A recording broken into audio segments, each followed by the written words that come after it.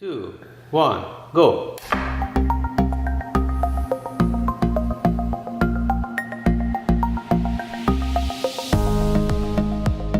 Hi, I'm Lucy. Hi, I'm Shahad. We are two Hungarians with difficult names and crazy ideas. In my free time, I send balloons to the stratosphere packed with cameras. In my free time, I build ergonomic bicycle seats and vertical axis windmills.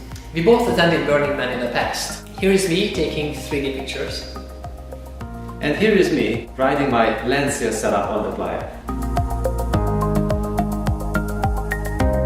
We decided to build something this year, something which is an art as well as a scientific installation. So it's going to be a harmonic pendulum, a structure about twice this tall, about 5 times this wide, and it's going to host not one but 12 to 16 pendulums, each of them with a slightly different length. This is a video simulation how the pendulum will swing. You can see how each individual ball swings with a different speed, but somehow they are all in harmony, displaying a variety of mathematical patterns and waves. We're going to start it with a cannon fuse, a burning cannon fuse. It's going to be at night.